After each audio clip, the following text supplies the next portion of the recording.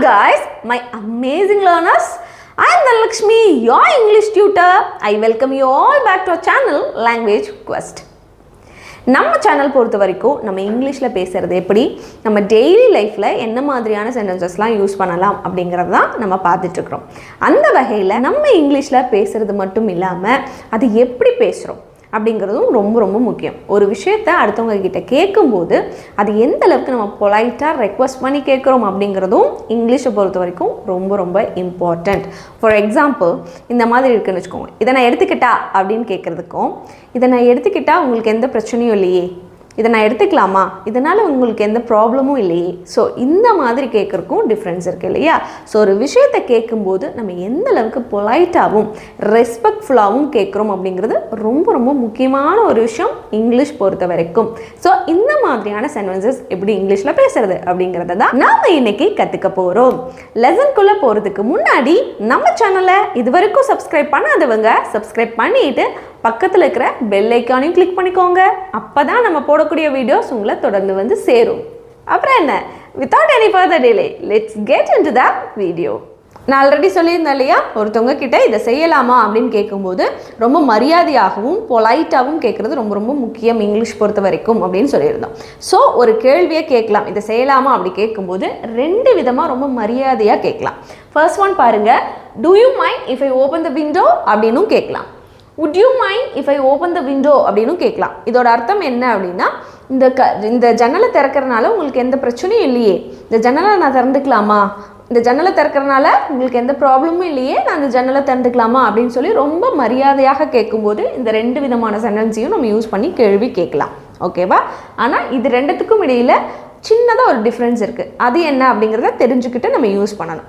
First one பாருங்கள், do you mind if I open the window. இந்த இடத்துல do you mind அப்படின்னு கேட்கும்போது, அதாவது இதை யூஸ் பண்ணி நம்ம ஃபர்ஸ்ட் கொஸ்டின் கேட்கும்போது do you mind கேட்கும்போது இந்த இடத்துல verb 1 யூஸ் பண்ணும். அதாவது ப்ரெசன்ட் டென்ஸில் யூஸ் பண்ணக்கூடிய verb யூஸ் பண்ணி தான் இந்த கேள்வியை கேட்போம். ஓகேவா? இந்த இடத்துல பாருங்கள், would you mind அப்படின்னு கொஸ்டின் ரைஸ் பண்ணும்போது இங்கே பாருங்கள் ஓப்பன்ட் அப்படின்னு verb 2 யூஸ் பண்ணும். அதாவது பாஸ்ட் டென்ஸில் யூஸ் பண்ணக்கூடிய verb யூஸ் பண்ணி தான் கொஸ்டின் கேட்போம். ஆனால் இது ரெண்டுத்துக்கும் ஒரே அர்த்தம் தான். ஓகேவா? ஆனால் இந்த ஃபர்ஸ்ட் ஒன் நீங்கள் எங்கே யூஸ் பண்ணணும் அப்படின்னா, ரொம்ப கேஷுவலான சுச்சுவேஷனில், அதாவது உங்கள் ஃப்ரெண்ட்ஸ் கிட்டேயோ இல்லை ரிலேட்டிவ்ஸ் கிட்டேயோ பேசும்போது ரொம்ப கேஷுவலாக பேசிகிட்டு இருக்கிறீங்கன்னா do you mind if I open the window அப்படிங்கிறது கேட்கலாம்.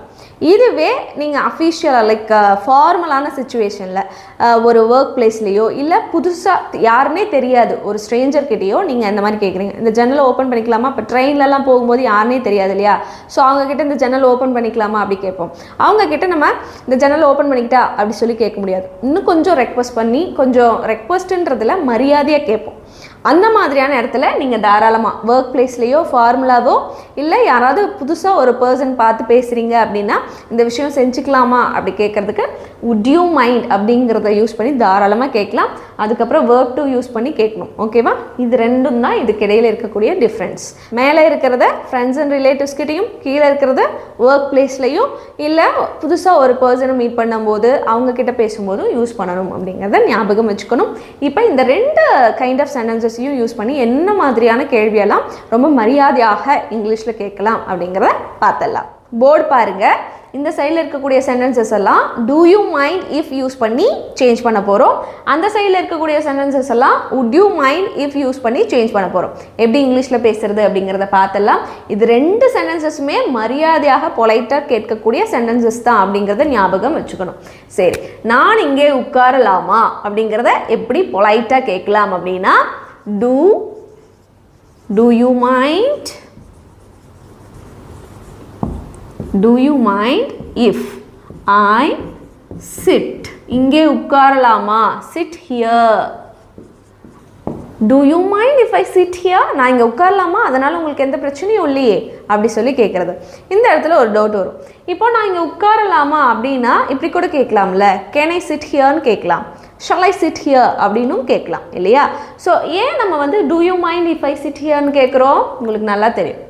ரொம்ப பொலைட்டாக மரியாதை கொடுத்து கேட்கும்போது, நான் இங்கே கொஞ்சம் உட்காந்துக்கலாமா, உங்களுக்கு எதுவும் ப்ராப்ளம் இல்லையே சொல்லி ரெக்வஸ்ட் பண்ணி, ரெக்வஸ்ட்டுங்கிறதுல ரெஸ்பெக்ட்ஃபுல்லாக கேட்கும்போது இந்த மாதிரி கேட்போம் அப்படிங்கிறத ஞாபகம் வச்சுக்கணும். சரி, அடுத்தது உங்களோட சார்ஜர் யூஸ் பண்ணிக்கலாமா, உங்களுக்கு எதுவும் பிரச்சனை இல்லையே, உங்கள் சார்ஜரை நான் யூஸ் பண்ணிக்கலாமா? உனக்கு எதுவும் பிரச்சனை இல்லையே. ஸோ இதை எப்படி இங்கிலீஷில் எழுதலாம்? Do you mind if என்னது உங்கள் சார்ஜரை யூஸ் பண்ணிக்கலாமா? ஸோ இதை if I use your charger. அவ்வளோதான். எவ்வளோ ஈஸியாக இருக்குது பாருங்கள். Do you mind if I use your charger அப்படின்னு கேட்குறோம். அடுத்தது பாருங்கள், நீங்கள் தப்பாக நினைக்கலனா நான் கொஞ்சம் நேரம் கழித்து கால் பண்ணவா?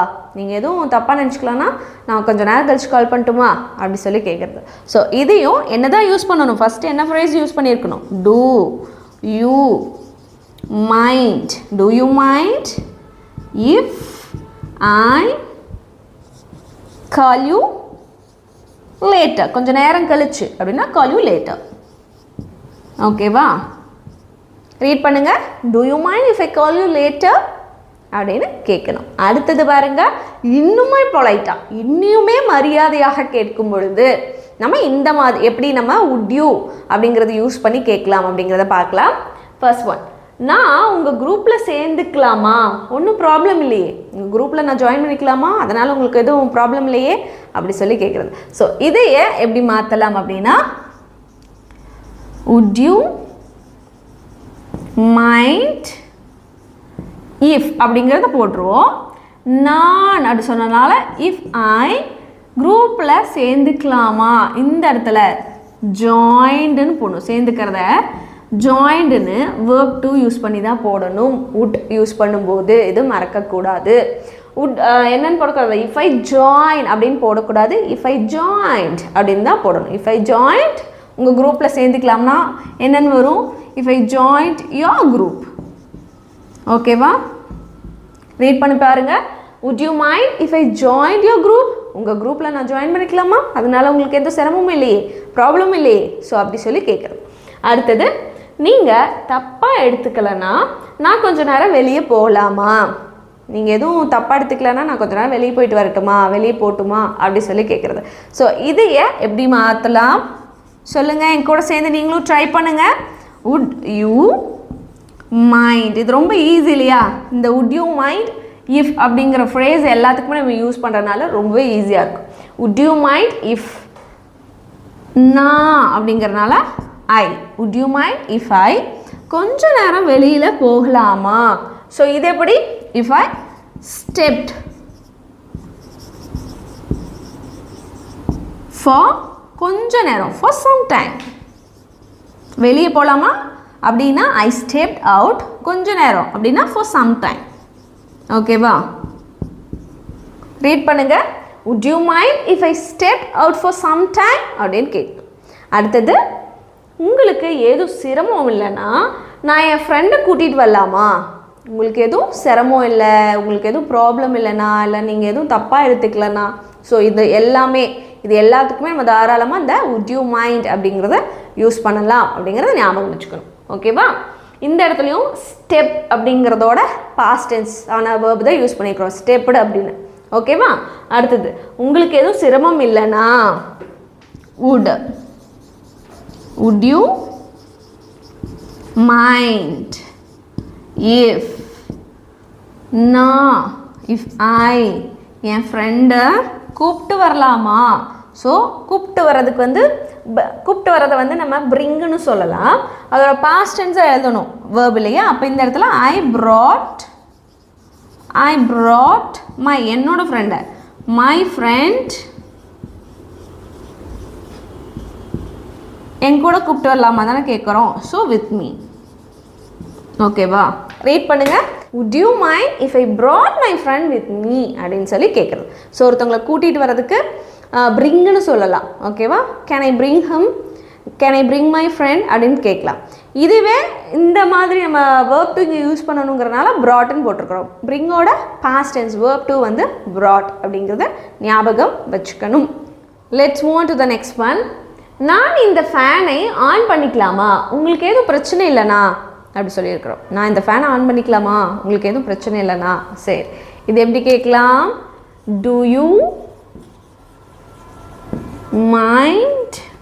do you mind if I turn on fan எல்லாம் ஆன் பண்ணுறது வந்து நம்ம சிம்பிளாக நம்ம எப்படி சொல்லுவோம் ஃபேனை ஆன் பண்ண ஃபேனை ஆஃப் பண்ண அப்படி சொல்லுவோம் பட் ப்ராப்பராக சொல்லணும்னா டேர்ன் ஆன் த ஃபேன் அப்படின்னு தான் சொல்லணும் டேர்ன் ஆஃப் த ஃபேன் அப்படின்னு தான் சொல்லணும் ஓகேவா ஸோ இந்த சென்டென்ஸில் வரும்போது do you mind if I turn the fan ஆன்னு தான் சொல்லணும் டேர்ன் த ஃபேன் ஆன் அப்படின்னு என்ன அர்த்தம் இந்த ஃபேன் ஆன் பண்ணுறதுனால உங்களுக்கு எந்த ப்ராப்ளம் இல்லையே அப்படின்னு அர்த்தம் do you mind if I turn the fan on அப்படின்னு சொல்லணும் அடுத்தது பாருங்கள் நீங்கள் தப்பாக எடுத்துக்கலன்னா நான் உங்கள் பாத்ரூமை யூஸ் பண்ணிக்கலாமா அப்படின்னு கேட்குறோம் நீங்கள் தப்பாக எடுத்துக்கலன்னா நான் உங்கள் ரெஸ்ட் ரூம் யூஸ் பண்ணிக்கிட்டுமா அப்படி சொல்லி கேட்குறோம் ஸோ இது எப்படி மாற்றலாம் டூ யூ இப்போது இன்னொரு டவுட்டும் வரும் இதையவே நான் இப்போது இது இருக்கு இல்லையா ஃபேன் போட்டுக்கிட்டுமான்னு கேட்குறோம் ஸோ இதை வந்து நீங்கள் ஒர்க் பண்ணும்போது கூட கேட்குற மாதிரி வரும் இல்லை ஸ்ட்ரேஞ்சர் ஏதாவது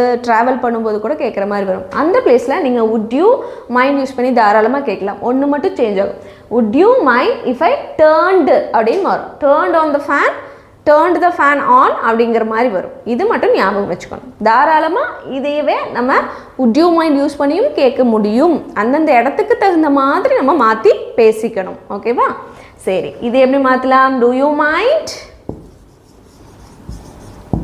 இஃப் ஐ என்னது உங்கள் பாத்ரூமை யூஸ் பண்ணிக்கலாமா if I use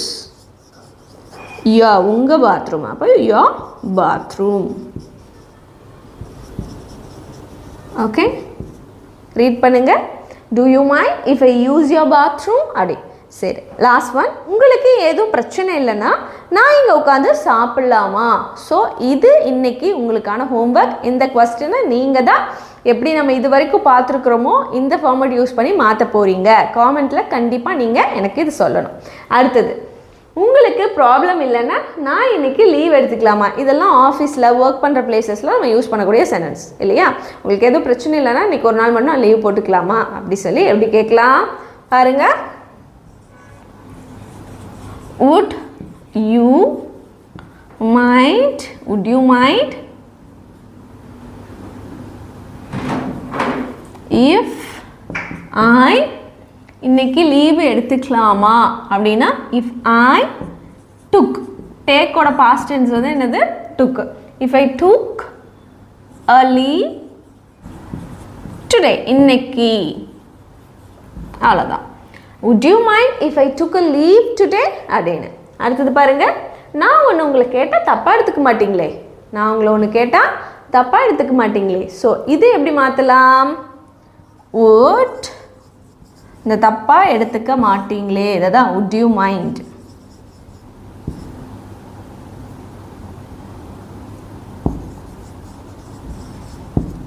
if I நான் ஒன்று கேட்டா அப்படி சொல்கிறோம் இல்லையா if I கேட்குறதுக்கு என்ன ஆஸ்க் ஸோ verb to போடணும் அப்படிங்கிறனால asked would you mind if I asked என்னது கேட்டா இல்லையா அப்போ asked you a question கேள்வி தான் கேட்போம் இல்லையா அவ்வளோதான் would you mind if I asked you a question அப்படி சொல்லி கேட்கு ஓகே இது பாருங்கள் உங்களுக்கு எதுவும் ப்ராப்ளம் இல்லைன்னா நான் இன்னைக்கு நேரத்தில் கிளம்பலாமா உங்களுக்கு எதுவும் ப்ராப்ளம் இல்லைன்னா இன்னைக்கு கொஞ்சம் நேரத்தில் நான் கிளம்பிக்கிட்டுமா அப்படின்னு சொல்லி ரெக்வஸ்ட் பண்ணி கேட்குறோம் இல்லை பொலைட்டாக மரியாதையாக கேட்குறோம் ஸோ இதை எப்படி மாற்றணும் அப்படிங்கிறத நீங்கள் தான் காமெண்ட்டில் சொல்லணும் ஸோ இன்றைக்கான லெசன் இதோட சக்ஸஸ்ஃபுல்லாக முடிச்சாச்சு ரொம்பவே யூஸ்ஃபுல்லான ஒரு லெசன் அப்படின்னு நான் சொல்லுவேன் ஏன்னா இங்கிலீஷில் பேசுகிறோம் ஒரு லாங்குவேஜை கற்றுக்குறோம் அதை எப்படி மரியாதையாக பேசணும் அப்படிங்கிறதும் கற்றுக்கிட்டு பேசுறது அப்படிங்கிறது ரொம்ப ரொம்ப முக்கியமான ஒரு விஷயம் அப்படிங்கிறத ஞாபகம் வச்சுக்கணும் ஸோ